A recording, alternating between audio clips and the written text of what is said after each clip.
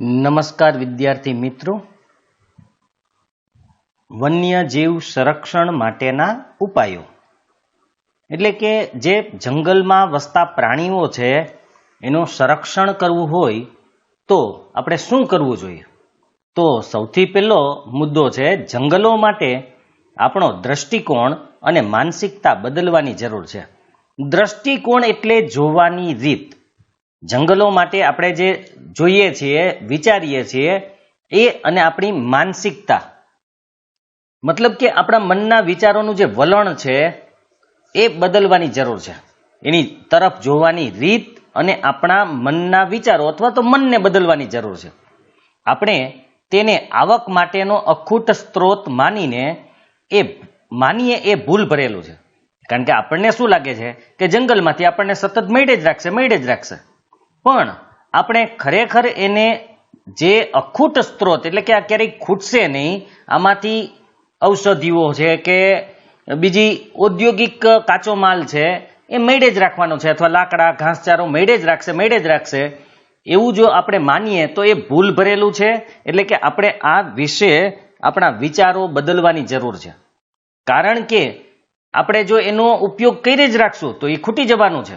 એ અખૂટ નથી. અખૂટ ત્યારે જ હોય જ્યારે તમે જેટલો એનો ઉપયોગ કરો સામે એને પાછું એટલું આપો. એટલું આપવું મતલબ કે તમે જો વૃક્ષો કાપો તો સામે વૃક્ષો ઉગાડો તો એ અખૂટ છે.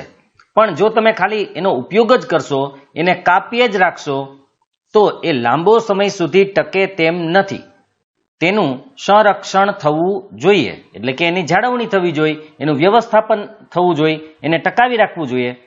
તો જ વન્યજીવો માટેના કુદરતી આશ્રય સ્થાનો બચશે. આપણે આગળના ભાગમાં વાત થઈ હતી કે જંગલ છે એ વન્યજીવો માટેનું રહેઠાણ છે. વન્યજીવો એમાં વસવાટ કરે છે. જો તમે જંગલ જ નહીં રહેવા દો તો વન્યજીવોનું આશ્રય સ્થાન, રહેઠાણ કે નિવાસ કે આવાસ બચશે નહીં. માટે એના રહેઠાણને બચાવવા માટે, ખાસ તો વન્યજીવોને બચાવવા હોય તો રહેઠાણ બચાવવું પડશે. રહેઠાણ બચાવવું હોય તો આપણે જંગલ બચાવવું પડશે. જંગલોમાં તૃણાહારી અને માંસાહારી પ્રાણીઓની સંખ્યાનું સંતુલન જાળવવું આ મુખ્ય છે.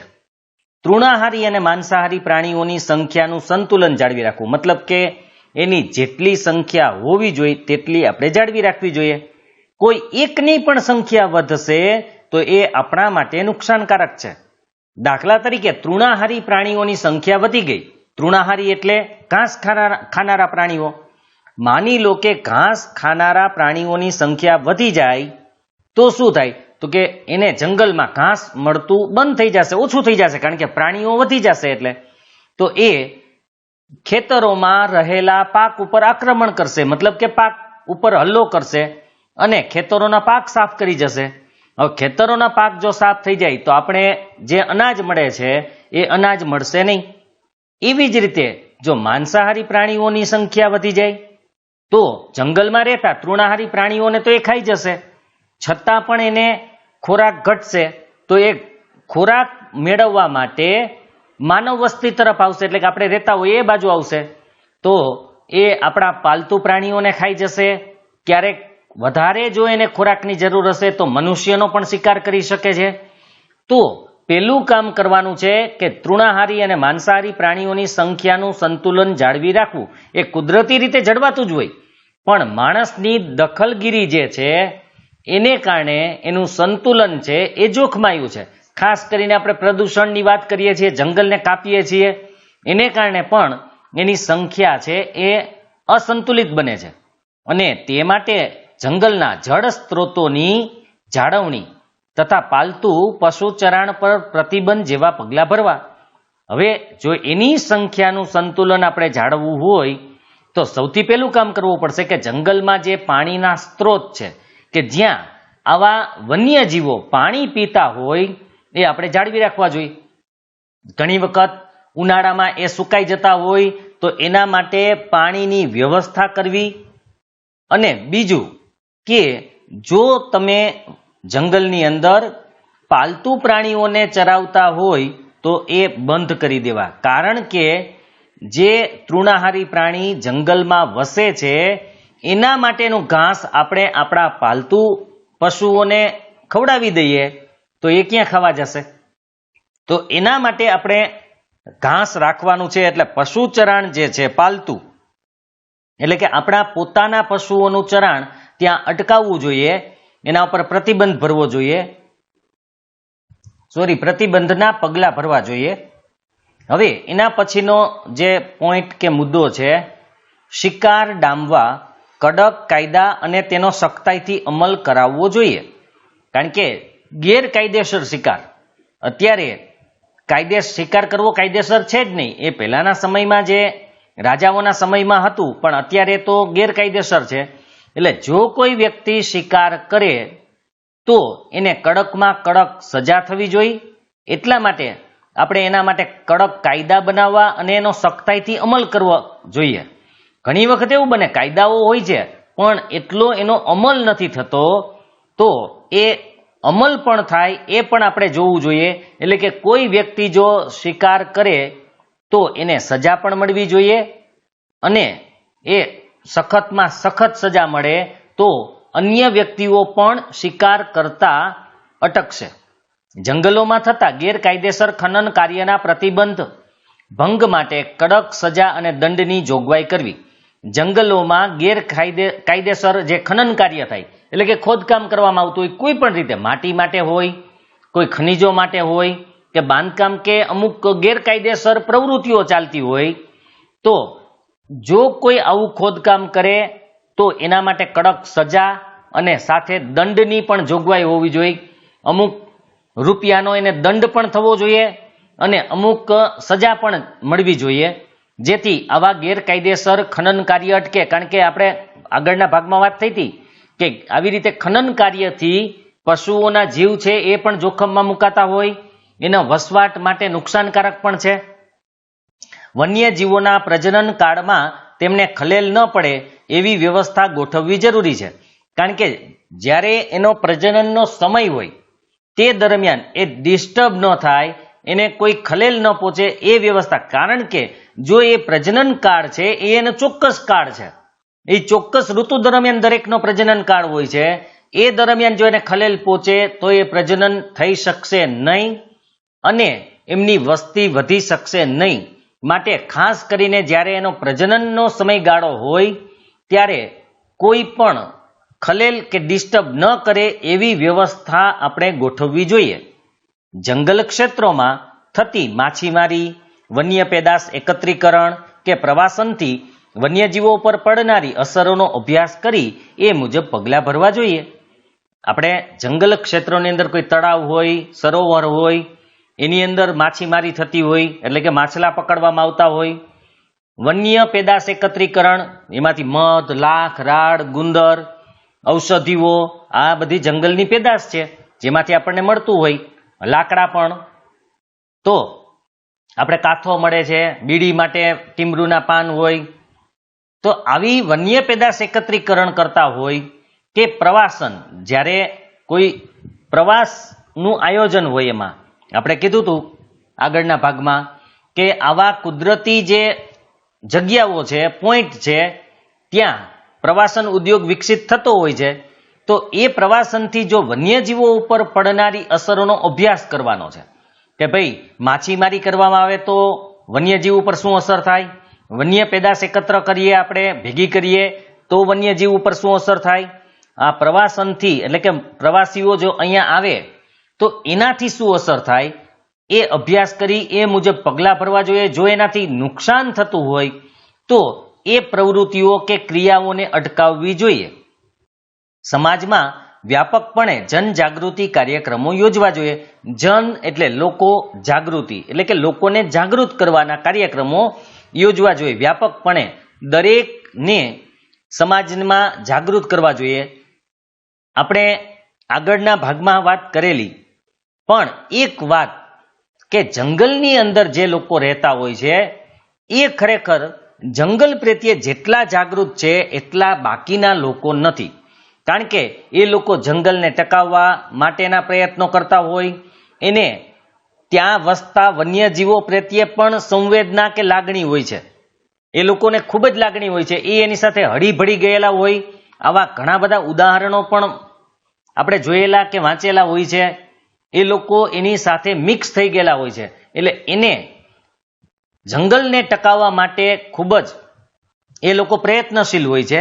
એટલે બાકીના જે લોકો છે, જે બહારથી આવે છે, કોઈ શહેરી વિસ્તાર કે અન્ય વિસ્તારમાંથી જંગલ તરફ આવતા હોય, તો એવા લોકોને ખાસ કરીને જાગૃત કરવા જરૂરી છે કે અહીંયા કોઈ પણ જાતનું એ નુકસાન ન કરે, કોઈ પણ દખલગીરી ન થાય વન્યજીવોને. એવી રીતે આપણે આપણા કાર્યો પૂરા કરવા, જેમ કે પ્રવાસન કરવું તો કોઈ વાંધો નથી, પણ એનાથી કોઈ નુકસાની કે કોઈ પ્રાણીઓ ડિસ્ટર્બ ન થાય એ ખાસ જરૂરી છે. જવાબદાર નાગરિક જૂથોએ વન્યજીવ સંરક્ષણ કાર્ય માટે તંત્ર જો શિથિલ હોય તો તેના પર દબાણ ઊભું કરી આ કામગીરીને પ્રાથમિકતા અપાવવી જોઈએ. જવાબદાર નાગરિક જૂથો ઘણી બધી સંસ્થાઓ હોય છે, અમુક આગેવાનો હોય, અમુક પર્યાવરણ શાસ્ત્રી હોય, સમાજ સેવકો હોય. તો આવા જે નાગરિકો છે અથવા એની સમિતિઓ કોઈ હોય, તો એ વન્યજીવ સંરક્ષણ કાર્ય એટલે કે વન્યજીવોનું જો બરાબર સંરક્ષણ ન થતું હોય, એના માટે તંત્ર શિથિલ એટલે કે ઢીલું, એટલે કે બહુ વધારે કોઈ કાર્યશીલ ન હોય, નિષ્ક્રિય હોય અથવા ઓછું સક્રિય હોય, તો એના ઉપર દબાણ એટલે કે પ્રેશર ઊભું કરી આ કામગીરીને પ્રાથમિકતા અપાવવી. એટલે કે તંત્રને ફરજિયાતપણે વન્યજીવ સંરક્ષણનું કાર્ય કરાવવું જોઈએ. આ કોની જવાબદારી છે? તો કે જે જવાબદાર નાગરિકો હોય, આમાં આપણે પણ આવી જઈએ, અથવા જે પર્યાવરણ માટે, સમાજ સેવા માટે કાર્ય કરતા હોય, એવી કોઈ સમિતિ હોય, સંસ્થા હોય કે લોકો હોય, તો એ તંત્ર ઉપર પ્રેશર આપી અને આ કાર્ય કરાવી શકે. એટલે કે વન્યજીવનું સંરક્ષણ છે એના માટે જે પગલાં લેવા જોઈએ એ પગલાં એમની પાસે લેવડાવી શકે. આટલું જાણવું ગમશે. જળચર ગંગેય ડોલ્ફિન એટલે કે નદીઓની ડોલ્ફિન. ડોલ્ફિન સમુદ્રમાં પણ હોય અને નદીઓમાં પણ હોય. તો અહીંયા આપણે જળચર પાણીમાં વસતી ગંગેય ડોલ્ફિન ખાસ કરીને ગંગામાં જોવા મળે છે, માટે એનું નામ ગંગેય ડોલ્ફિન છે. બાકી નદીઓમાં પણ હોય છે. ભારતની ગંગા, બ્રહ્મપુત્રા નદીમાં જોવા મળતી ગંગેય ડોલ્ફિન મીઠા પાણીની પ્રજાતિ છે. સમુદ્રમાં વસતી હોય તો એ ખારા પાણીની હોય. આ જે નદીઓમાં વસતી હોય એ મીઠા પાણીની પ્રજાતિ છે, એટલે કે માત્ર મીઠા પાણીમાં જોવા મળે. તે સામાન્ય રીતે ઊંડા અને શાંત વહેણવાળા નદી પ્રવાહના ક્ષેત્રોમાં વસે છે. ખાસ કરીને ઊંડી નદીઓ હોય અને જ્યાં પાણી શાંત વહેતું હોય. ખાસ કરી આપણે ગંગાના અમુક વિસ્તારો એવા છે કે અલ્હાબાદ ને એ બાજુ, તો ત્યાં શાંત પાણી વહેતું હોય છે અને ઊંડું પણ હોય છે. તો એવા વિસ્તારોની અંદર આ ડોલ્ફિન છે એ રહેતી હોય છે. દુનિયાના અત્યંત ગીચ વસ્તી ધરાવતા પ્રદેશોમાંથી વસતી ગંગા નદીમાં પ્રદેશોમાંથી વહેતી ગંગા નદીમાં જોવા મળે છે.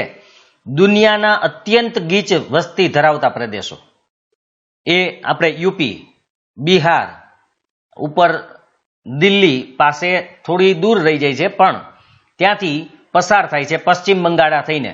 તો આ બધા ગીચ વસ્તીવાળા છે, કારણ કે એમની વસ્તી વધારે છે. એ ચોરસ કિલોમીટર વિસ્તારમાં વધારે વસ્તી ધરાવતા પ્રદેશો છે. તો આવા ગીચ વસ્તી ધરાવતા પ્રદેશમાંથી ગંગા નદી પસાર થાય છે. નદીમાં છોડવામાં આવતું ગંદુ પાણી, નિર્વનીકરણથી થતું કાંપનું પુરાણ, મત્સ્ય ઉદ્યોગ, નદીમાં થતું વહાણવટું, ઔદ્યોગિક કચરો વગેરેને કારણે તેના અસ્તિત્વ સામે ખતરો ઊભો થયો છે. હવે આમાં પહેલું થાય છે કે મોટે ભાગે ગીચ વસ્તી વાળા વિસ્તારો છે, એના ગંગા નદીના કિનારે મોટા મોટા શહેરો પણ આવેલા છે. ખાસ કરીને ઉદ્યોગો ધરાવતા શહેરો પણ છે એમાં, અને શહેરની ગટરોનું પાણી, ઉદ્યોગોનું ગંદુ પાણી, આ બધું નદીઓમાં નાખવામાં આવે છે.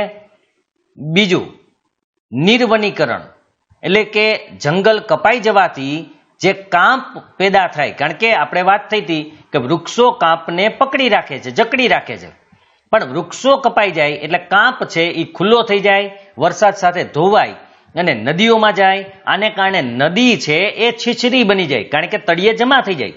એ છીછરી થઈ જાય, એક એ કારણ પણ છે. બીજું મત્સ્ય ઉદ્યોગ, માછલા પકડવા, આને કારણે પણ એ આપણે એક પછી એક જોઈએ હમણાં. અને નદીમાં થતું વહાણવટું, આપણે વાત થઈ હતી કે ઊંડા અને શાંત પાણીમાં હોય, પણ જ્યારે એમાં વહાણ ચલાવવામાં આવે ત્યારે આવી જે ડોલ્ફિન છે એ ડિસ્ટર્બ થાય છે. અને ઔદ્યોગિક કચરો, જેમાં ખાસ કરીને કેમિકલ હોય કે નુકસાનકારક કોઈ પદાર્થો હોય, તો એને માટે ખતરનાક સાબિત થાય છે. માટે એના અસ્તિત્વ સામે ખતરો ઊભો થયો. હવે ગંદુ પાણી નાખો તો પણ ઓક્સિજનની માત્રા પણ એને ઓછી મળે, આપણે કાંપનું પુરાણ થાય, છીછરી થાય તો ઊંડા પાણીમાં જ રહી શકે, છીછરા પાણીમાં રહી ન શકે, એટલે અસ્તિત્વ સામે જોખમ છે. મત્સ્ય ઉદ્યોગમાં માછલીઓ પકડવામાં આવે ત્યારે ભેગા ભેગા અમુક વાર ડોલ્ફિન કે એના બચ્ચાઓ પણ આવી જતા હોય, એ પણ એના માટે નુકસાનકારક છે. આપણે કીધું વહાણ ચલાવીએ તો પાણી છે એમાં ખલેલ પહોંચે, એટલે શાંત પાણી ન રહે અને નીચે વસતી ડોલ્ફિન છે ક્યારેક એની સાથે અથડાઈ પણ જાય, એવું પણ બની શકે. અને ઔદ્યોગિક કચરો, જે મેં કીધું એમ કેમિકલ કે રસાયણ કે જે એના નુકસાનકારક કે હાનિકારક તત્વો છે એ એમાં ભળે તો એને જીવવા માટે થોડુંક મુશ્કેલ છે, એટલે અસ્તિત્વ સામે ખતરો ઊભો થયો છે. ભારતમાં ગંગા, બ્રહ્મપુત્ર સિવાય ચંબલ નદીમાં તેની અત્યંત અલ્પ વસ્તી બચી છે. ચંબલ છે એની અંદર પણ થોડીક વસ્તી છે, બાકી ગંગા અને બ્રહ્મપુત્રમાં છે, એ ઉપરાંત ચંબલમાં પણ થોડી ઘણી વસ્તી છે હજી. કારણ કે એ આવી જ રીતે નદીઓના છીછરા થઈ જવાને કારણે, ઔદ્યોગિક કચરાને કારણે હોય કે માછીમારી થતી હોય એને કારણે એમની વસ્તી ઘટતી જાય છે. તે વારંવાર શ્વાસ લેવા સપાટી પર આવી સુ અવાજ કરતી હોવાથી સ્થાનિકો તેને સોસ, સુસુ કે સુઈસ એવા નામે પણ ઓળખે છે. જો એ ડોલ્ફિન છે એ શ્વાસ લેવા માટે સપાટી ઉપર અમુક સમય આવે, વળી નીચે વહી જાય, વળી શ્વાસ લેવા ઉપર આવે, તો જ્યારે ઉપર શ્વાસ લેવા માટે આવે ત્યારે એ સુસુ અવાજ પેદા કરે છે, એટલે કે એમાંથી સુસવાટા બોલાવતો એક અવાજ આવે છે. માટે ત્યાંના લોકલ જે લોકો હોય, ત્યાં આજુબાજુમાં વસતા લોકો હોય, તેને સોસ, સુસુ કે સુઈસ એવા નામથી ઓળખે છે. આપણા પડોશી દેશો બાંગ્લાદેશ અને નેપાળની નદીઓમાં પણ તે વસે છે. એટલે કે આપણે તો અહીંયા છે જ, પણ બાંગ્લાદેશ અને નેપાળ જે આપણા પડોશી દેશો છે એની જે આવી નદીઓ છે, મોટી નદીઓ છે, એની અંદર પણ આવી ડોલ્ફિન છે એ વસવાટ કરે છે. હાલમાં ગંગા ડોલ્ફિનના અસ્તિત્વ માટે ખતરો ઊભો થયો છે, કારણ કે પ્રદૂષણ, અને આપણે વાત કરીએ કે આટલા કારણો હોઈ શકે, ઔદ્યોગિક કચરો હોઈ શકે, મોટા શહેરોમાંથી ગંદુ પાણી છોડવામાં આવતું હોય, એ માછીમારી છે, ઝાડવાઓ કે વૃક્ષો કપાવાને કારણે જે કાંપ પેદા થાય છે, ધોવાણ થઈને વરસાદના પાણી સાથે ધોવાયેલો કાંપ આવી નદીઓમાં જાય, નદીઓના તળિયે જમા થાય, જેને કારણે એનું ઊંડાણ ઘટી જાય, એટલે કે છીછરી બની જાય, તો એના માટે અસ્તિત્વ ટકાવવું મુશ્કેલ થઈ ગયું છે. એટલે કે અસ્તિત્વ સામે ખતરો ઊભો થયેલો છે. વન્યજીવ સંરક્ષણ યોજના. વન્ય જીવોનું સંરક્ષણ કરવા માટે કઈ કઈ યોજનાઓ આપણે અમલમાં મૂકેલી છે? તો ભારતમાં વન્યજીવોના સંરક્ષણ માટે કેટલીક ખાસ યોજનાઓ અમલમાં મૂકવામાં આવી છે. આ યોજનાઓ અંતર્ગત સંકટમાં આવી પડેલી પ્રજાતિઓ અને નજીકના ભવિષ્યમાં લુપ્ત થવાનો ભય હોય એવી પ્રજાતિઓના સંરક્ષણ માટે ખાસ યોજનાઓ શરૂ કરવામાં આવી છે.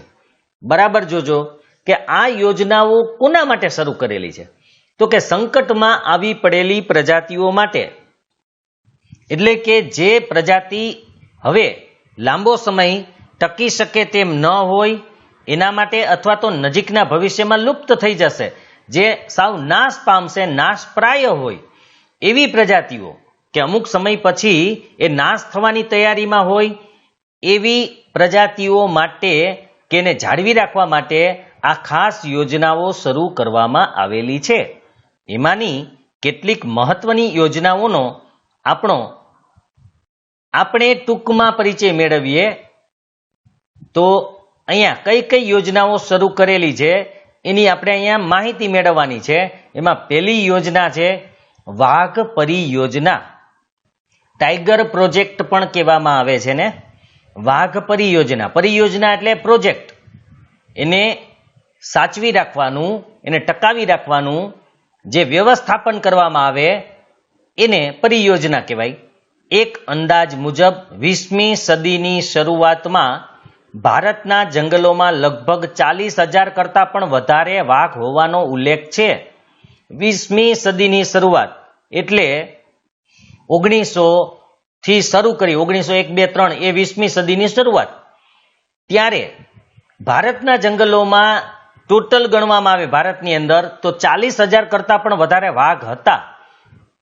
અનિયંત્રિત ગેરકાયદેસર થતા શિકાર, અનિયંત્રિત જેના ઉપર કોઈનો કંટ્રોલ નથી, નિયંત્રણ નથી, અને ગેરકાયદેસર જે ખરેખર કાયદેસર પણ નથી એમ છુપી રીતે થતા હોય.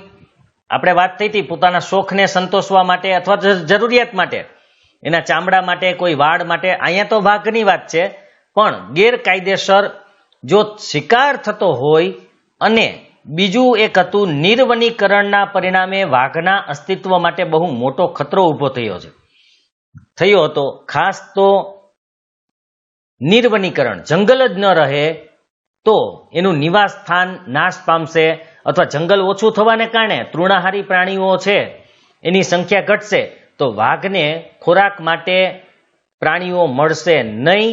એને કારણે પણ એની સંખ્યા ઘટી છે. તો ઘટવા માટે બે કારણો અહીંયા છે. એક ગેરકાયદેસર થતો શિકાર અને બીજું નિર્વનીકરણ. આ બંનેના કારણે એનું અસ્તિત્વ સામે ખતરો તો ઊભો થયો છે પણ ઘણી બધી સંખ્યા ઓછી પણ થઈ ગઈ છે. તે સંજોગોમાં 1971માં વાઘ બચાવના હેતુથી આ પરિયોજના શરૂ કરાઈ. 1971માં વાઘને બચાવવા માટે આ યોજના એટલે કે ટાઈગર પ્રોજેક્ટ શરૂ કરવામાં આવ્યો.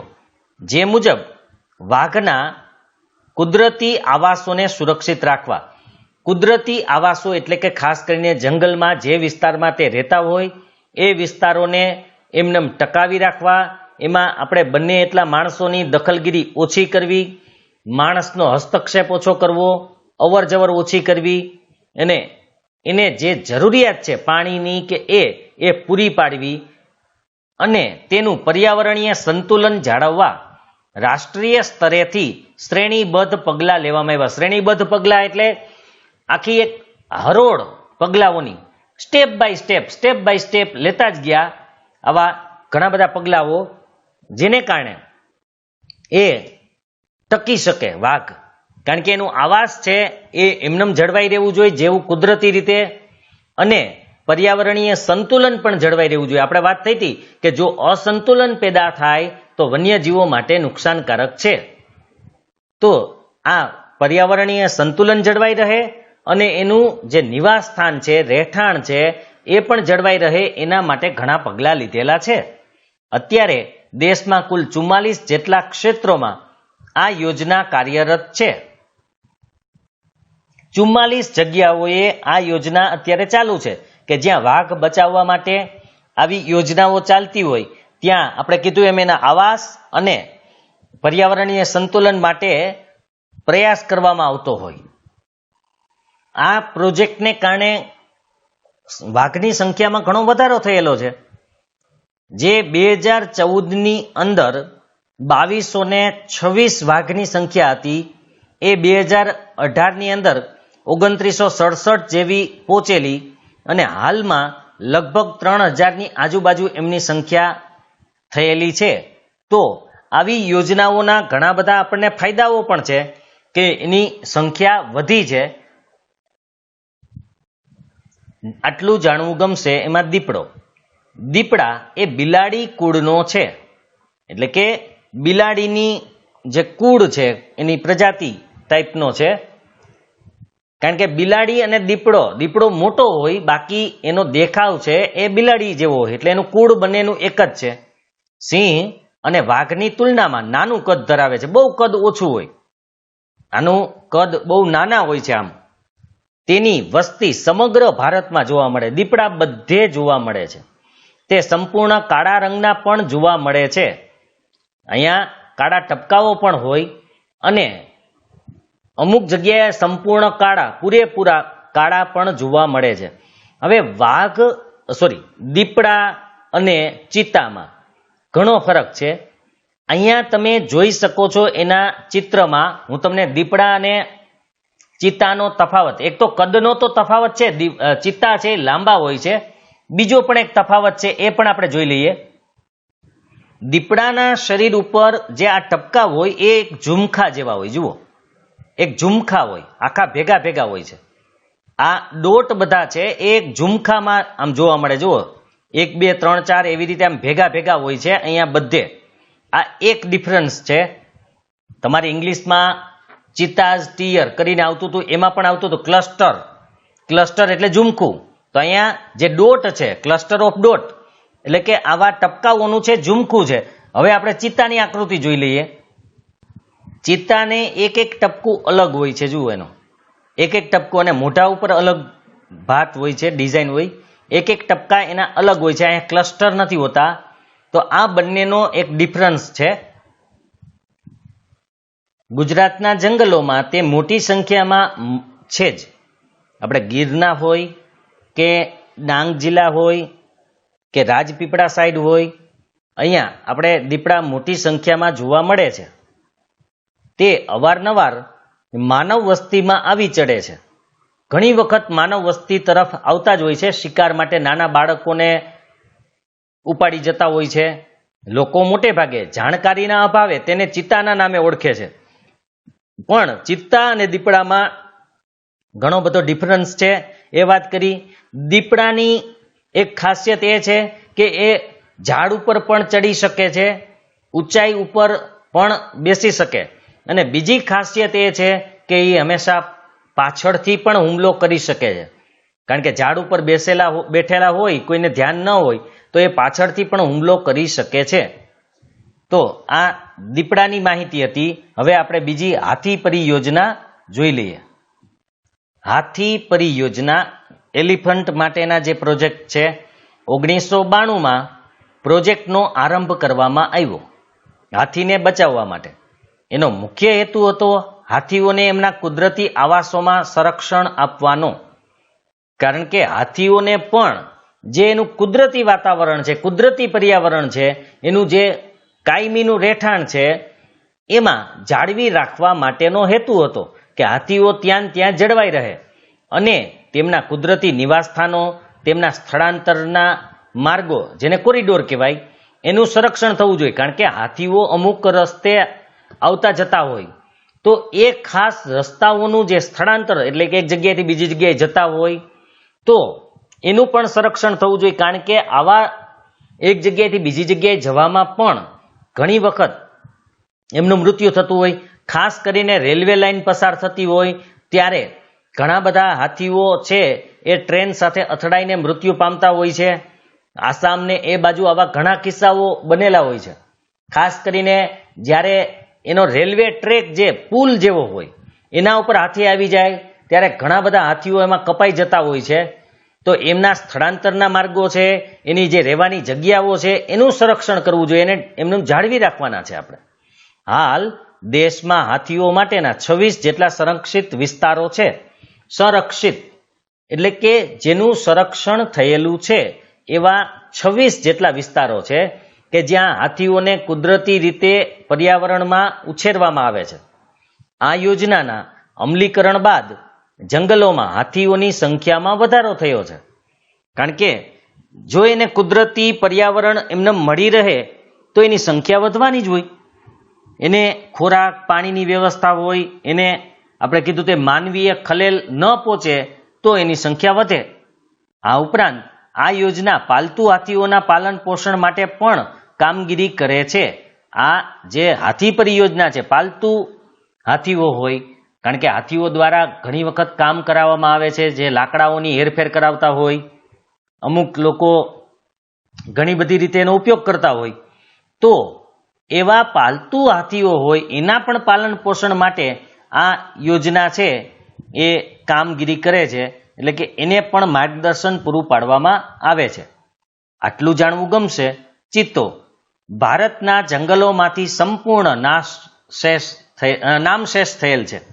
હવે ભારતના જંગલોમાં ક્યાંય પણ ચિત્તો જોવા મળતો નથી. નામશેષ થઈ જવું એટલે કે પૂરું લુપ્ત થઈ ગયા સાવ. હાલ તે કુદરતી આવાસમાં માત્ર આફ્રિકા ખંડમાં જ જોવા મળે છે. આ બરાબર યાદ રાખજો, કુદરતી આવાસ શબ્દ શા માટે વાપરેલો છે? કારણ કે ચિત્તા તો કદાચ ભારતમાંય હોય, પણ ક્યાં? તો કે પ્રાણી સંગ્રહાલયમાં. તો એ ન ગણવામાં આવે. કુદરતી આવાસ જંગલમાં પોતાની રીતે વસવાટ કરતા હોય એની વાત છે. તો કુદરતી આવાસમાં વસવાટ કરતા હોય એવા ભાગો હવે આફ્રિકા ખંડમાં છે કે જ્યાં ચિત્તાઓ એની રીતે રહેતા હોય. બાકી પ્રાણી સંગ્રહાલયમાં તો બધે જોવા મળે એ નથી, કુદરતી અવસ્થામાં જોવા મળતા હોય એવા માત્ર આફ્રિકા ખંડમાં છે. ભારતમાં તે બંધનાવસ્થા એટલે કે પ્રાણી સંગ્રહાલયમાં જોવા મળે છે. પ્રાણી સંગ્રહાલયમાં પાંજરામાં પૂરેલા હોય તો એને આપણે અહીંયા વસવાટ કરે છે એવું ગણી શકાય નહીં. ખુલ્લામાં રહેતા હોય તો જ એને કુદરતી આવાસ ગણી શકાય. તો ચિત્તાઓની સંખ્યા આપણે મેં આગળના ભાગમાં પણ કીધું હતું, લગભગ 1950ની આજુબાજુનો એ સમય હતો કે જ્યારે છેલ્લો ચિત્તો હતો એ મારી નાખવામાં આવ્યો હતો. ભારતની અંદર 1952માં જાહેર કરવામાં આવ્યું હતું કે ચિત્તો હવે ભારતમાં છે નહીં, એટલે કે લુપ્ત થઈ ગયેલ છે, એટલે કે નામશેષ થઈ ગયેલ છે એવું 1952માં જાહેર કરેલું. અને લગભગ મેં તમને 1950ની આજુબાજુ કીધું હતું, પણ 1948ની એક્ઝેક્ટ કોઈ તારીખો નથી, પણ 1948માં લગભગ છેલ્લો ચિત્તો હતો એ મૃત્યુ પામેલ છે. આમ તો એનો શિકાર કરવામાં આવ્યો હતો એવું કહેવાય છે, પણ એ 1948ની આજુબાજુનો સમય હતો, એટલે કે 50ની આજુબાજુમાં ચિત્તાઓ છે એ નામશેષ થઈ ગયેલ છે. અને 52માં ભારત સરકારે જાહેર કરેલું કે હવે ભારતમાં કોઈ ચિત્તો નથી. ગેંડા પરિયોજના. આ પરિયોજના એક શિંગી ભારતીય ગેંડાના સંરક્ષણ માટે બનાવવામાં આવી છે. આ એક શિંગી ભારતીય ગેંડો છે. તો આ ગેંડાને બચાવવા માટે આ યોજના અમલમાં મૂકવામાં આવેલી છે. ભારતમાં મોટા ભાગના ગેંડા અસમ રાજ્યમાં જોવા મળે છે, કારણ કે જંગલ વિસ્તાર અને એનું જે પર્યાવરણ છે એને અનુકૂળ છે ત્યાંનો. આ ઉપરાંત પશ્ચિમ બંગાળના સુંદરવનમાં પણ તે જૂજ સંખ્યામાં મળી આવે. જૂજ એટલે અલ્પ, ઓછી સંખ્યામાં. પશ્ચિમ બંગાળમાં પણ ગેંડાઓ છે, પણ ઓછી સંખ્યામાં છે. ભારત રાઇનો વિઝન 2020ની વ્યૂહરચના મુજબ ભારતમાં ગેંડાની સંખ્યા 3000 સુધી લઈ જવાનો લક્ષ્યાંક રખાયો છે. રાઇનો એટલે ગેંડા, એનું નામ છે રાઇનો એટલે ગેંડા કહેવાય. તો રાઇનો વિઝન 2020, આપણે 2020માં એક વિઝન નક્કી કર્યું છે કે આપણે ભારતની અંદર ગેંડાની સંખ્યા છે એ 3000 સુધી લઈ જવી છે. 1905ની આજુબાજુ આ જે ગેંડાઓની સંખ્યા હતી એ માત્ર 100ની આજુબાજુની જ હતી, 75 થી 100ની આજુબાજુ. ત્યાર પછી એમની સંખ્યા 2012માં 2700 જેવી થઈ અને હાલમાં લગભગ એની સંખ્યા 3500ની આજુબાજુની હોવાનું મનાય છે. એટલે કે આપણે જે લક્ષ્યાંક હતો એ પ્રાપ્ત કરી લીધેલ છે. હવે આટલું જાણવું ગમશે. એક શિંગી ભારતીય ગેંડો અસમમાં બ્રહ્મપુત્રના દલદલના ક્ષેત્રો, દલદલ એટલે કાદવ કીચડવાળા વિસ્તારો, જેને દલદલના ક્ષેત્ર કહેવાય. બંગાળમાં સુંદરવનના વિસ્તારો, સુંદરવન છે એ પણ દલદલીય ક્ષેત્ર જ છે, કાદવ કીચડવાળું. તો આવા વિસ્તારોમાં તે જોવા મળે છે. અસમમાં બ્રહ્મપુત્રના દલદલના ક્ષેત્રોમાં અને પશ્ચિમ બંગાળમાં સુંદરવનના જે આવા દલદલીય ક્ષેત્રો છે એની અંદર જોવા મળે છે. તેના શિંગડામાંથી દવા બનાવવા તેનો શિકાર થાય છે. આમાંથી દવા બનાવવામાં આવે છે, એના જે શિંગડું છે એમાંથી. તે તૃણાહારી જીવ છે, એટલે કે ઘાસ ખાય છે. એ માંસાહારી નથી, શાકાહારી એટલે કે તૃણાહારી પ્રાણી છે, ઘાસ ખાનારું પ્રાણી છે. સંરક્ષણના પ્રયાસોથી તેની સંખ્યા વધી છે, જે મેં હમણાં તમને કીધી. ઘડિયાળ પરિયોજના આપણે આગળના ભાગમાં પણ જોઈ હતી. આ જે છે એ ઘડિયાળ મગર છે, આપણે જેના મોઢાનો જે ભાગ છે એ એક ચીપિયા જેવો હોય છે. સામાન્ય મગર છે એનું મોઢું પોળું હોય છે, આ એકદમ પાતળું અને લાંબુ હોય છે. તો આપણે ઘડિયાળ મગરની જે પરિયોજના છે એ જોઈ લઈએ. મીઠા પાણીમાં જોવા મળતી મગરોની આ પ્રજાતિ 1970ના દશકામાં લુપ્ત થવાને આરે હતી. એટલે કે એની સંખ્યા ખૂબ જ ઓછી થઈ ગઈ હતી. એવું લાગતું હતું કે હવે એ નહીં રહે. ત્યારે ભારત સરકારે સમયસરના પગલાં લઈ આ પરિયોજના શરૂ કરી, જેને કારણે એની સંખ્યામાં વધારો પણ થયેલો છે. લગભગ એમ કહેવાય છે 1912ની અંદર એની સંખ્યા 905 જેવી હતી, જે 2019માં 1896 જેવી સંખ્યા વધેલી છે. એટલે ઘણી બધી સંખ્યાઓ છે, એમાં પુખ્ત મગરો અલગ હોય છે અને બચ્ચાઓની સંખ્યા અલગ હોય છે, પણ એની સંખ્યા ચોક્કસ વધેલી તો છે જ. હવે પાંચમું છે ગીધ પરિયોજના. ગીધ એ કુદરતનો સફાઈ કામદાર છે, કારણ કે જે મૃત પશુ હોય કે એના મૃતદેહો હોય એમાંથી એ પોતાનો ખોરાક મેળવે, સાથે સાથે એને ટુકડાઓમાં વેચી અને સડાવવાનું કાર્ય છે એ પણ આસાન કરી દે છે. એટલે કુદરતની અંદર આવા મૃતદેહોની સફાઈ કરવા વાળો સફાઈ કામદાર છે. તે મૃત ઢોરનું માંસ ખાય છે અને એમાંથી પોતાનું પોષણ મેળવે, સાથે આપણે ખબર છે કે એ ટુકડાઓમાં વેચાઈ જવાથી સડવામાં અનુકૂળ રહે છે અને જલ્દીથી એ સડી જાય છે. ભારતમાં ગીધની કુલ 9 પ્રજાતિઓ જોવા મળે છે, એટલે કે 9 ટાઈપના 9 જાતના ગીધ અહીંયા જોવા મળે છે. ગીધોની સંખ્યામાં થયેલા અસાધારણ ઘટાડાને લીધે 2004થી આ યોજના શરૂ કરાઈ. 1980માં જે ગીધોની સંખ્યા લાખોમાં હતી એ અત્યારે હજારોમાં સંખ્યા થઈ ગઈ છે, અને આમ પણ અત્યારે આપણને એટલા બધા એ જોવા પણ મળતા નથી, એટલે કે એની સંખ્યામાં ખૂબ જ ઘટાડો થયેલો છે. ત્યાર પછી છે હિમદીપડા પરિયોજના. હિમાલયમાં લગભગ 3000 મીટરની ઊંચાઈએ જોવા મળતી આ પ્રજાતિ બરફમાં રહે છે. આપણે દીપડાઓની વાત કરી હમણાં, જે જંગલોમાં જોવા મળે છે. આ ઠંડા પ્રદેશમાં જોવા મળતા દીપડાઓ છે, જેને હિમદીપડા કહેવાય છે. એ બરફમાં રહે છે. સ્થાનિક લોકોમાં હિમદીપડા બાબતે જાણકારી વધે અને તેના સંરક્ષણ માટે લોકો જાગૃત થાય, તે હેતુથી 2000માં આ પરિયોજના શરૂ કરાઈ. કારણ કે ત્યાં રહેતા જે લોકલ લોકો છે એને પણ હિમદીપડા વિશે થોડીક વધારે જાણકારી મળી જાય અને એની સંખ્યા વધે, એ જળવાઈ રહે, એટલા માટે ઈસવીસન 2000માં આ યોજના શરૂ કરાઈ હતી. આ ઉપરાંત કાશ્મીરી હંગુલ પરિયોજના, તમે આપણે વાત થઈ હતી આગળ કે સર્ચ કરીને તમે જોઈ શકશો. હંગુલ લાલ પાંડા પરિયોજના, મણિપુરમાં જોવા મળતી એક વિશિષ્ટ હરણની પ્રજાતિ માટે મણિપુર થામિલ પરિયોજના. એમાં તમે થામિલ લખશો એટલે ખબર પડી જશે તમને.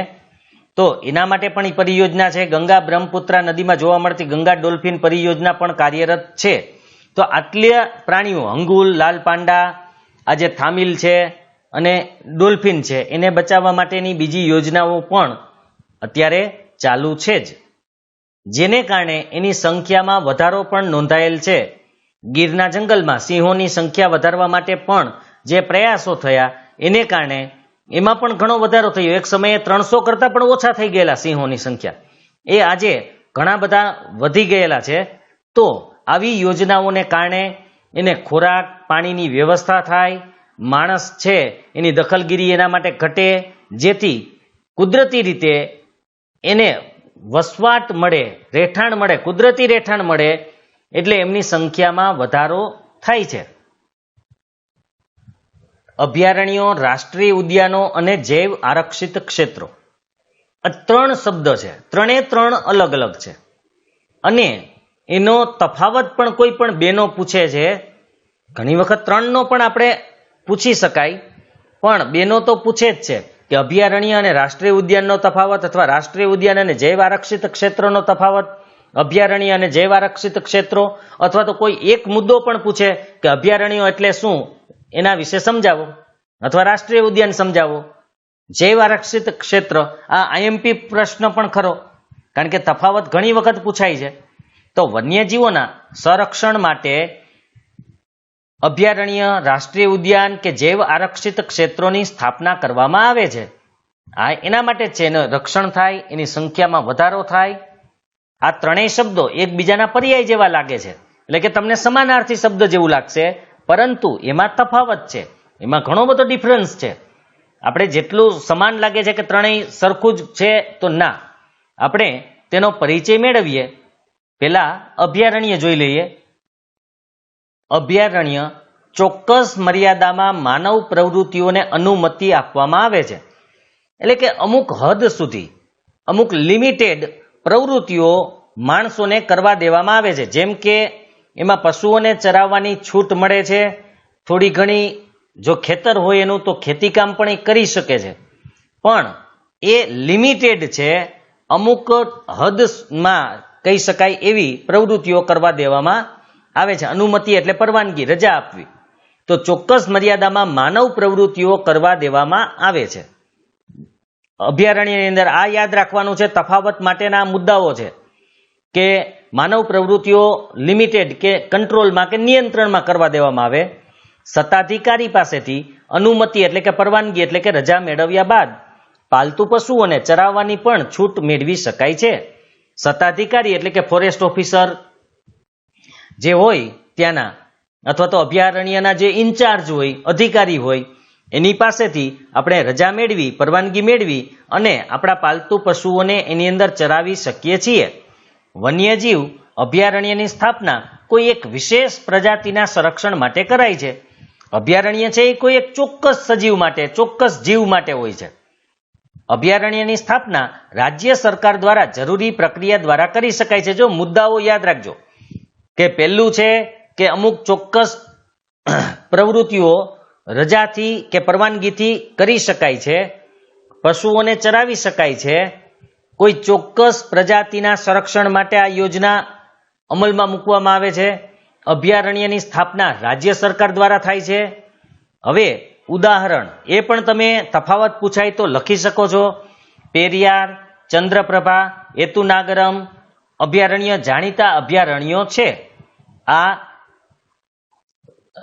ફેમસ હોય એવા અભયારણ્યો છે કે જેની અંદર ઘણો બધો વિસ્તાર હોય અને ઘણી બધી સંખ્યામાં ત્યાં પ્રાણીઓ વસવાટ કરતા હોય એવા. અહીં આપણને નકશો આપેલો છે, એમાં જેટલા ગોળ ટપકા બ્લુ કલરના છે એ બધા અભયારણ્ય છે. તો અહીંયા તમે જોઈ શકો છો અભયારણ્ય સરિસ્કા, કેવલાદેવ ઘાના, ચંદ્રપ્રભા, જેસોર, નીચે કરનાલા, ત્યાર પછી એતુનાગરમ, મુદુમલાઈ અને પેરિયાર. ત્યાર પછી આ બાજુ છે સુંદરવન. તો આટલા અભયારણ્યો અહીંયા આવેલા છે. આ આપણા ટોટલ અભયારણ્યો છે. હવે એમાં પક્ષી અભયારણ્ય છે એ સ્ટાર છે, એ અહીંયા છે. રંગાના થીટુ, વેદાન થાંગલ, ત્યાર પછી અહીંયા નળ સરોવર જે આપણે છે એ પણ બીજું ભરતપુર પાસે છે, એ પણ પક્ષી અભયારણ્ય છે. તો રાષ્ટ્રીય ઉદ્યાન જે ગ્રીન કલર છે ત્રિકોણાકાર, દચીગામ કાશ્મીરની અંદર, પછી અહીંયા રાજાજી છે, કોર્બેટ છે, કાઝીરંગા છે, મનાસ છે, અહીંયા સિમલીપાલ છે, કાન્હા છે, શિવપુરી, પછી રણથંભોર, વેળાવદર, કાળિયાર માટેનું આપણા ગુજરાતમાં ભાવનગર પાસે, પછી અહીંયા દરિયાઈ રાષ્ટ્રીય ઉદ્યાન છે જે પિરોટન જામનગર પાસે છે, ગીર રાષ્ટ્રીય ઉદ્યાન અને બાંદીપુર કર્ણાટકની અંદર આવેલું છે, એ રાષ્ટ્રીય ઉદ્યાનો છે. તો આમાંથી આપણે યાદ રાખવાના છે. જ્યારે નકશો પૂછાય ત્યારે કોઈ એક નામ પૂછાશે, આ રીતે જ્યારે નકશામાં દર્શાવો ત્યારે એની સંજ્ઞા અને સૂચિ, આ એની સંજ્ઞા છે અને આ એની સૂચિ છે કે ભાઈ ગ્રીન ટપકું એટલે રાષ્ટ્રીય ઉદ્યાન. તો તમારે પરીક્ષામાં કોઈ પણ પૂછાય તો ત્યાં ગ્રીન ટપકું એટલે ટૂંકમાં તમારે કોઈ પણ નિશાની યાદ કરી લેવાની અને એ જગ્યાએ માનો કાન્હા પૂછાય તો અહીંયા નિશાની મૂકી દેવાની છે. એમાં તમને નકશો આપેલો હોય, બીજું એમાં કંઈ લખેલું નહીં હોય, તમારે ત્યાં નિશાની મૂકી દેવાની અને નીચે સંજ્ઞા અને સૂચિ બનાવી લેવાની કે આ છે રાષ્ટ્રીય ઉદ્યાન કાન્હા છે. તો એ રીતે તમારા નકશા, એના માટે આપણે અલગથી જોઈ લેશું પણ આ રીતે અભયારણ્ય અને રાષ્ટ્રીય ઉદ્યાનો આવેલા છે. રાષ્ટ્રીય ઉદ્યાન બીજું, તો હવે આપણે તફાવત તમે જોઈ શકશો એમાં. તો અભયારણ્યની તુલનામાં આ વધારે સંરક્ષિત ક્ષેત્ર છે, એટલે કે આમાં વધારે સંરક્ષણ થાય છે પ્રાણીઓનું. અભયારણ્ય કરતા વધારે સંરક્ષણ થાય છે અહીંયા. તેમાં એકથી વધારે પારિસ્થિતિકી તંત્ર સમાવિષ્ટ હોય છે. પારિસ્થિતિકી એટલે કે પરિસ્થિતિ દર્શાવનારું તંત્ર.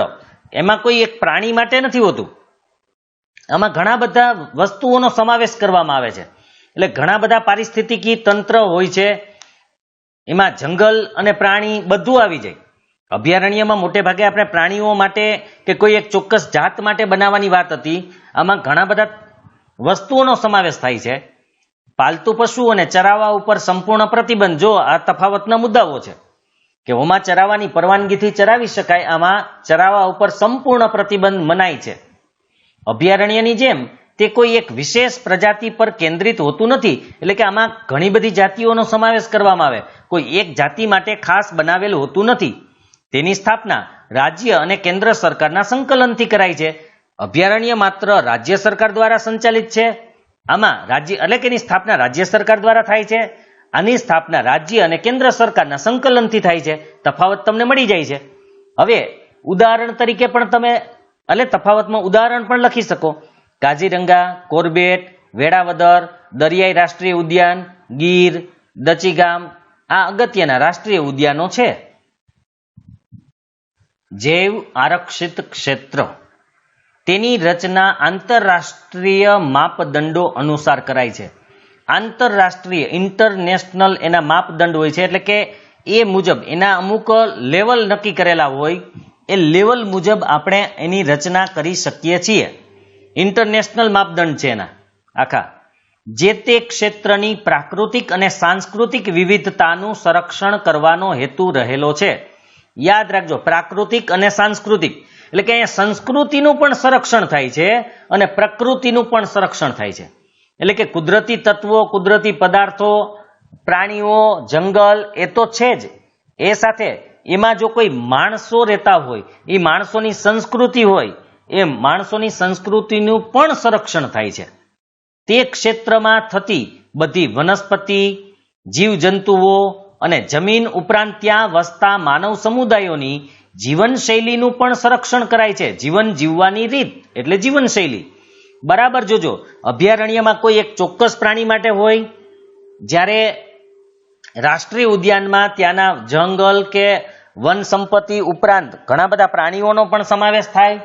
જ્યારે જૈવ આરક્ષિત ક્ષેત્રમાં બધી જ વનસ્પતિ, ટોટલી જીવજંતુ રહેતા હોય, તે જમીનનું પણ સંરક્ષણ થાય અને ત્યાં વસતા માણસોની જીવનશૈલીનું પણ સંરક્ષણ કરાય છે.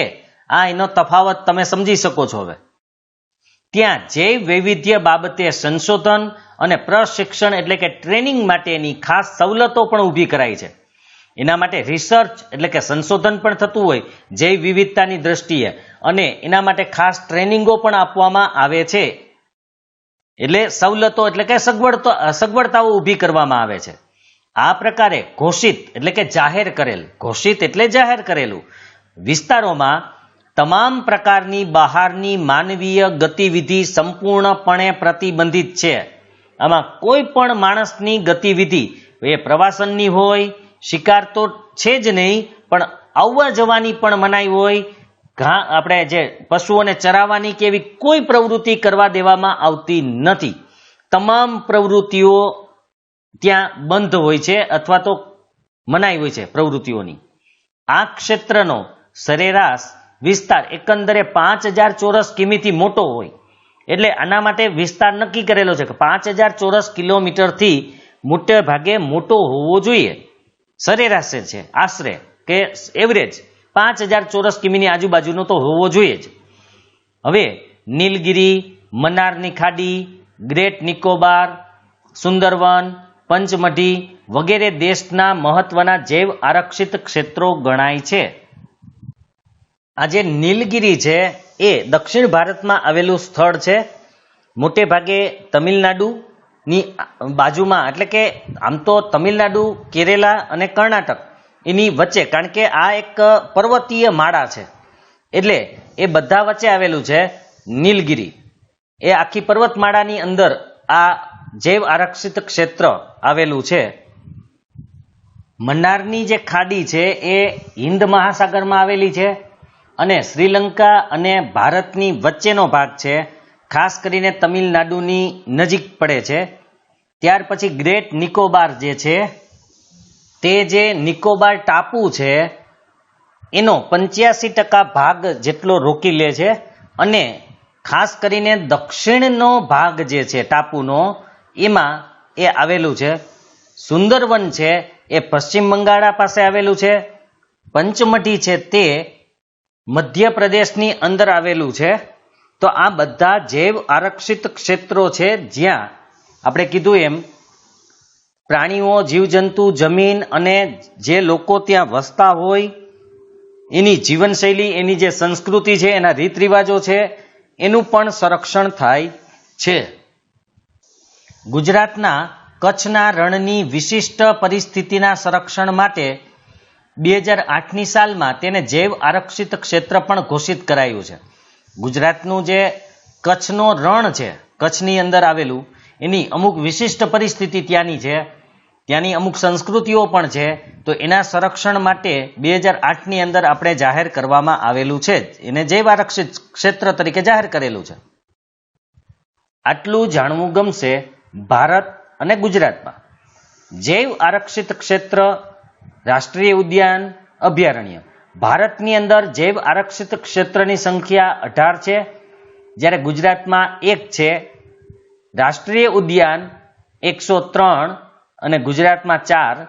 અભયારણ્યની સંખ્યા 531 છે ભારતમાં અને ગુજરાતમાં 23 છે. જોકે આ સંખ્યાઓમાં વધારો હોઈ શકે, નવા બનેલા હોય. આ આપણી બુકની જે પ્રિન્ટ થયેલી હોય એટલે કે પ્રકાશિત થયેલી હોય ત્યારની છે. આપણે આ જ યાદ રાખવાની છે, એટલે આપણે નવી સંખ્યાઓ વિશે વધારે જાણવાની જરૂર નથી.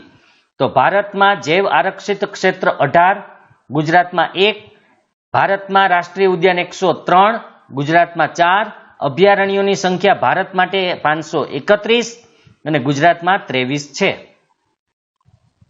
વિકાસની પ્રક્રિયા અનિવાર્ય છે, એટલે કે વિકાસ જરૂરી છે, વિકાસ થવો જ જોઈએ, પણ સાથે સાથે આપણે સમગ્ર જીવસૃષ્ટિ પર પડનારા દુષ્પ્રભાવોની અસરોનું પણ આયોજન દરમિયાન ખ્યાલ રખાય તે અત્યંત જરૂરી છે. કારણ કે વિકાસ તો થવો જ જોઈએ, પણ જ્યારે વિકાસ કરવાની આવે ત્યારે આપણે એ પણ જોવાનું છે, આપણે કોઈ પણ આયોજન કરતા હોય ત્યારે, કે આ આયોજન કરવાથી અહીં વસતી કે રહેતી જીવસૃષ્ટિ ઉપર એની શું અસર પડશે એ પણ આપણે ધ્યાન રાખવું જરૂરી છે. કારણ કે એનાથી કોઈ જીવસૃષ્ટિ, પ્રાણીઓ કે વનસ્પતિ કે જમીન કોઈ પણને કંઈ નુકસાન તો નથી થતું ને. દુષ્પ્રભાવ એટલે ખરાબ અસરો, એની કોઈ ખરાબ અસર થતી હોય, એને નુકસાન થતું હોય એવું તો નથી ને, એ પણ આપણે ધ્યાન રાખવું જરૂરી છે. કોઈ એક પ્રજાતિ જ્યારે સંપૂર્ણ નષ્ટ થાય કે સંકટમાં આવે ત્યારે આહાર શૃંખલામાં પડતી ખલેલના પરિણામો ઘણા ખરા દૂરવર્તી હોય છે.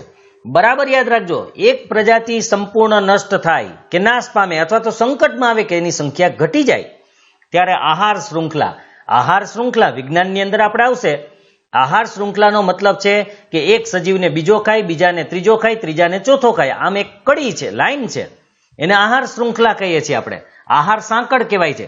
જેમ કે વનસ્પતિને કીટક ખાય, કીટકને દેડકા ખાય, દેડકાને સાપ ખાય, સાપને સમડી, મોર એ ખાય. તો આ એક શૃંખલા છે. હવે એમાંથી જો કોઈ એક સજીવ નષ્ટ થઈ જાય કે એની સંખ્યા ઘટી જાય તો લાંબા ગાળે દરેક સજીવ ઉપર આની અસર થશે.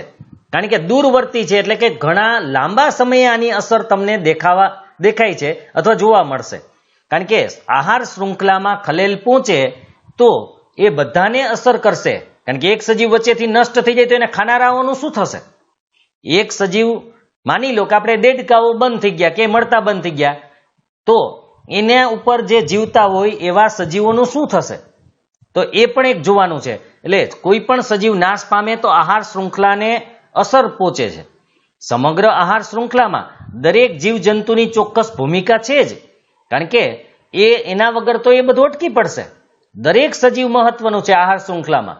જો કોઈ જીવ નષ્ટ થાય તો આખા માળખામાં ભારે વિક્ષેપ અનુભવાય છે, કારણ કે વિક્ષેપ ડિસ્ટર્બ થઈ જાય આખું. એ જીવ નષ્ટ થાય તો એને ખાનારા સજીવની સંખ્યામાં પણ ઘટાડો આવી જાય, કારણ કે એને ખોરાક ન મળે તો એ મૃત્યુ પામશે. આહાર શૃંખલામાંથી એકાદ સજીવ દૂર થતા લાંબા ગાળે તેના પરિણામે સમગ્ર નૈસર્ગિક તંત્ર તૂટી પડે. આખે આખું આપણું જે કુદરતી તંત્ર છે એ તૂટી જાય છે, કારણ કે મેં કીધું એમ વેરવિખેર થઈ જાય. લોકો એની સંખ્યા વેરવિખેર થઈ જાય. ખાવાની એકબીજા ઉપર આધાર રાખવાની જે એની સ્થિતિ છે એ તૂટી પડે. મનુષ્ય સુધી આ અસરો મોડી પહોંચે છે, કારણ કે આપણે ડાયરેક્ટ અસર નહીં થાય, સીધી અસર નથી થવાની. એક કોઈ સજીવ નાશ પામશે તો સીધી આપણને કોઈ મુશ્કેલી નથી આવવાની. એટલે આપણે અસર પહોંચે તો એ મોડી પહોંચશે. તેથી આપણે આજે વધારે સજાગ નથી, એટલે કે આજે આપણે એટલા બધા જાગૃત નથી, કારણ કે આપણે ડાયરેક્ટ અસર નથી થતી. જો ડાયરેક્ટ અસર થાય તો આપણે એના ઉપર ધ્યાન આપીએ. જે પર્યાવરણીય સંકટોનો આપણે સામનો કરી રહ્યા છીએ તે દાયકાઓ પૂર્વે સેવેલી બેકાળજીનું પરિણામ છે. આજે આપણે જે સંકટો છે, ઘણી વખત અતિવૃષ્ટિ, અનાવૃષ્ટિ, દુષ્કાળ, ઘણી વખત વધુ વરસાદ, ગ્લોબલ વોર્મિંગ, આપણે જે આજે મોટા ભાગે પરિસ્થિતિ જોઈ રહ્યા છીએ એ શેને કારણે છે? તો કે દાયકાઓ એટલે કે કેટલાય દશકાઓ પૂર્વે જે બેકાળજી, જે ધ્યાન નથી આપ્યું એનું પરિણામ આજે છે. અને આજે આપણે જે ધ્યાન નથી આપતા એનું પરિણામ પાછલી પેઢીને અસર કરશે. આપણી આગલી પેઢી જે બેકાળજી કે ધ્યાન ન આપ્યું આવી સ્થિતિ પ્રત્યે, એનું પરિણામ આપણે ભોગવીએ છીએ. અને આપણે જો આના પ્રત્યે ધ્યાન નહીં આપીએ તો આપણી પાછલી પેઢી આના ખરાબ પરિણામો ભોગવશે. આવતીકાલને ઉજળી બનાવવા આયોજનબદ્ધ વિકાસ કરીશું તો વાંધો નહીં આવે, કારણ કે આવતીકાલ આપણી પાછલી પેઢીને પણ આપણે ટકાવવાની છે. એટલે આવતીકાલને આપણે સારી બનાવવી હોય તો આપણે જે આયોજન કરીએ એ એકદમ યોજનાબદ્ધ હોવું જરૂરી છે. અને એવી રીતે જો વિકાસ કરશું આયોજનબદ્ધ તો અસ્તિત્વ સામે આપણે ખતરો નથી, એટલે કે લાંબો સમય આપણે ટકી શકશું. પર્યાવરણ સાથેનો મૈત્રીપૂર્ણ વ્યવહાર આજની તાતી જરૂરિયાત છે. અત્યારની ખૂબ જ આવશ્યક જરૂરિયાત હોય તો એ છે પર્યાવરણ સાથે મૈત્રીપૂર્ણ વ્યવહાર, જેને ઇકો ફ્રેન્ડલી આપણે કહી શકીએ. કારણ કે પર્યાવરણ સાથે, એટલે જ મેં તમને ઉદાહરણ આપ્યું હતું કે જંગલમાં જે લોકો વસે છે એ જેટલા એની સાથે આમ લાગણીથી જોડાયેલા છે એટલા બાકીના લોકો નથી. તો આપણે પર્યાવરણને ટકાવવા માટે મૈત્રીપૂર્ણ વ્યવહાર કરવો જોઈએ. ખોટા જે ભાંગતોડ કે તોડફોડ કરતા હોય આપણે, તો એ પણ આપણે અટકાવવાની છે. આટલું જાણવું ગમશે. હેણોતરો. હેણોતરો અહીંયા બાજુમાં આપણે બતાવેલ છે. આ પ્રાણી શુષ્ક અથવા તો અર્ધ શુષ્ક વિસ્તારમાં આવેલા ખારયુક્ત જંગલ તથા ઘાસભૂમિ, રણ પ્રદેશ કે અર્ધ રણ પ્રદેશમાં વસે છે. શુષ્ક એટલે સૂકા, જ્યાં પાણી ઓછું હોય. અર્ધ શુષ્ક એટલે થોડું પાણી હોય એવા વિસ્તારોમાં ખારયુક્ત જંગલ. ખારયુક્ત એટલે ક્ષારવાળા જંગલ હોય, ખાસ કરીને સૂકા અને અર્ધ સૂકા હોય ત્યાં. અને ઘાસભૂમિ હોય, રણ પ્રદેશ કે અર્ધ રણ પ્રદેશ એ પણ ક્ષારયુક્ત હોઈ શકે. ગુજરાતના કચ્છ જિલ્લાના નાના અને મોટા રણમાં જોવા મળે છે. બન્ની, કચ્છનો જ વિસ્તાર છે, બન્ની પચ્છમ પણ કહેવાય છે, એની અંદર તથા નારાયણ સરોવર એ પણ ત્યાં જ આવેલું છે. એ અભયારણ્યમાં તેની વસ્તી છે, એટલે કે ત્યાં જોવા મળે છે. શિયાળથી થોડું ઊંચું હોય, ભરાવદાર, ગોળ, મોઢું, એકદમ જુઓ તમે એના ગાલ ઉપસેલા હોય, ભરાવદાર આમ ગોળ અને ઉપસેલું મોઢું હોય. અને ઊંચા કાનથી તે ઓળખી શકાય છે. એના કાન છે એ ઊંચા હોય છે. નાના કદના પક્ષીઓ અને પ્રાણીઓનો તે શિકાર કરે. નાના નાના પક્ષી અને નાના નાના પ્રાણીઓને તે ખાય છે. તેના પદ ચિહ્નો પરથી તેની ઉપસ્થિતિ જાણી શકાય, એટલે કે એના પગલા છે. પદ ચિહ્નો એટલે પગલાની છાપ. એના પગલાની છાપ ઉપરથી આપણે ખબર પડે કે એ આ જગ્યાએ આવેલું હતું અથવા આવેલા છે અથવા રહેલા છે. તો આ હેણોતરો છે, મોટે ભાગે ગુજરાતના રણ વિસ્તારમાં જોવા મળે છે. આપણો પાઠનો છેલ્લો પોઈન્ટ છે, જાણવું ગમશે, ડુગાંગ. આ એક વિશિષ્ટ જળચર છે. જળચર મોટે ભાગે પાણીમાં જ રહેતું હોય છે. ભારતના પશ્ચિમી સમુદ્ર કિનારે એટલે કે કચ્છના અખાતમાં તે હાલમાં અત્યંત જૂજ સંખ્યામાં જોવા મળે છે. કચ્છના અખાતમાં પશ્ચિમ કિનારા બાજુએ બહુ ઓછી સંખ્યામાં જોવા મળે છે. અને સમુદ્રી ગાય પણ કહેવાય છે. લગભગ મને યાદ છે ત્યાં સુધી સમુદ્રી ગાય કહેવાય છે દુગાંગ. આ ક્ષેત્રો ઉપરાંત તેની વસ્તી આફ્રિકાના પૂર્વ કિનારે, દક્ષિણ પૂર્વ એશિયાના સમુદ્ર કિનારે અને ઓસ્ટ્રેલિયાના ઉત્તર કિનારે જોવા મળે છે. એટલે આ બધા સમુદ્રવાળા વિસ્તારો છે એટલે ત્યાં જોવા મળે છે. અને આપણે ભારતમાં પશ્ચિમ કિનારે જ્યાં કચ્છનો અખાત છે એ વિસ્તારની અંદર આવા ડુગાંગ જોવા મળે છે. તેનો મુખ્ય ખોરાક સમુદ્રી ઘાસ અને વનસ્પતિ છે. મોટે ભાગે ઘાસ અને વનસ્પતિ જ ખાય છે, પણ ક્વચિત એટલે કે ક્યારેક તે જળચરોનો આહાર પણ કરે છે, એટલે કે એનો ખોરાક તરીકે ઉપયોગ કરે છે. તેના માંસ અને તેની ચરબીમાંથી તેલ મેળવવા તેનો શિકાર ખૂબ કરવામાં આવ્યો છે. એનું માંસ, કારણ કે એ બહુ વધારે મોટું હોય છે એટલે માંસ માટે અને ચરબીમાંથી તેલ મેળવવા માટે બહુ વધારે શિકાર કરી લીધો છે એનો. એક સમયે ડુગાંગ ગુજરાતના, તેમાંય ખાસ કરીને સૌરાષ્ટ્રના કિનારે જોવા મળતા હતા. તે આજે ત્યાં જ્વલે જ જોવા મળે છે, એટલે ભાગ્યે જ જોવા મળે છે. નહીતર સૌરાષ્ટ્રના દરિયા કિનારે પણ ખૂબ જ જોવા મળતા હતા. હવે સ્વાધ્યાયના પ્રશ્ન જવાબ છે, પણ આ પ્રશ્ન જવાબ એવા છે કે જે તમને પાઠમાંથી સીધા જ મળી જશે.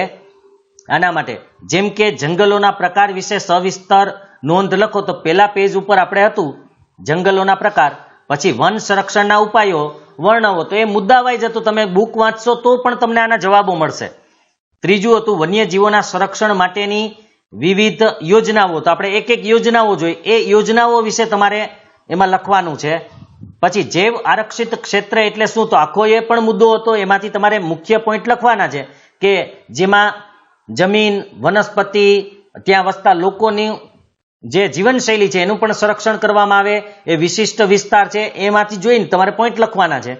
ગુજરાતમાં અગાઉ ક્યાં ક્યાં વાઘ જોવા મળતા હતા, તો એ સ્થાન પણ છે. ઈડર હતો, પછી એની આજુબાજુના જે વિસ્તારો હતા, અંબાજી, પંચમહાલ ને ડાંગના જે જંગલ હતા એની અંદર પણ આપણને વાઘ જોવા મળતો હતો. હવે ત્યાર પછી છે નિર્વનીકરણની અસરો, તો એ પણ આપણે આખો મુદ્દો છે જ કે નિર્વનીકરણથી શું અસરો થઈ. અને ત્યાર પછી લુપ્ત થતા વન્યજીવન વિશે નોંધ લખો. લુપ્ત થતું વન્યજીવન એટલે એની અંદર પણ આપણે જે પ્રાણીઓ નાશ પામવાના છે એનો આખો પોઈન્ટ છે જ. લુપ્ત થતું વન્યજીવન એ પણ બુકમાં તમને મળી રહેશે, તો એ તમે જોઈ શકશો. એનો આખો પોઈન્ટ આપણે આપેલો જ છે કે વિશ્વમાં જે વિનાશને આરે ઉભેલા હોય એના વિશે એમાં બધું લખેલું આવશે. ટૂંકમાં ઉત્તર છે અભયારણ્ય એટલે શું, તો એ પણ તમને મળી જશે. રાષ્ટ્રીય ઉદ્યાન એટલે એ એક બે લીટી છે. આગળ જે રાષ્ટ્રીય ઉદ્યાન હતું એ આખો પેરેગ્રાફ લખવાનો છે, કારણ કે એ મુદ્દાસર હતો. ભારતમાં કયા કયા જળ પ્લાવિત ક્ષેત્રોમાં યાયાવર પક્ષીઓ શિયાળો ગાળવા આવે છે, તો એની અંદર ખાસ કરીને રાજસ્થાનમાં જે કેવલાદેવ રાષ્ટ્રીય ઉદ્યાન છે, ભરતપુર છે, અને ગુજરાતનું જે નળ સરોવર છે, તો આવા જળ પ્લાવિત જે ક્ષેત્રો છે એમાં યાયાવર પક્ષીઓ શિયાળો ગાળવા માટે આવે છે.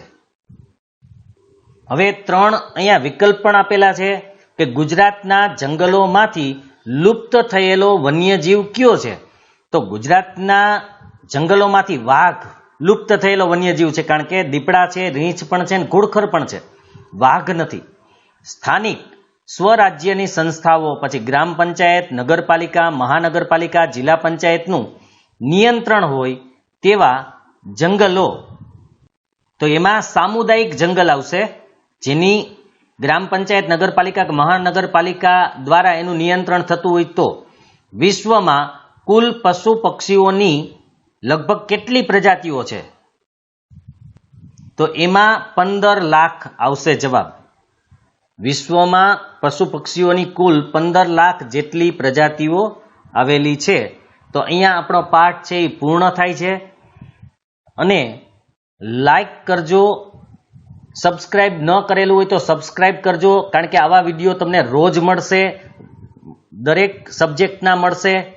અને આવા પ્રશ્નોની પણ આપણે ચર્ચાઓ કરતા રહેતા હોઈશું. જ્યારે આવી કોઈ એક્ઝામ આવવાની હોય તો એના પણ વિડીયો આપણે મૂકશું. અને તમારા મિત્રો સાથે શેર પણ કરજો જેટલું બને એટલું, કારણ કે જે ગ્રામ્ય વિસ્તારના બાળકો, કારણ કે સ્કૂલો કે ટ્યુશન, ખાસ કરીને ગામડામાં ટ્યુશનની એવી સગવડો નથી હોતી અને સ્કૂલો ક્યારે શરૂ થાય એ હજુ નક્કી નથી, તો એ દરમિયાન એમનો અભ્યાસ ન બગડે એટલે તમારા અન્ય મિત્રોને પણ શેર કરજો, લાઈક કરજો. હવે આપણે નવા સબ્જેક્ટ સાથે પાછા મળશું.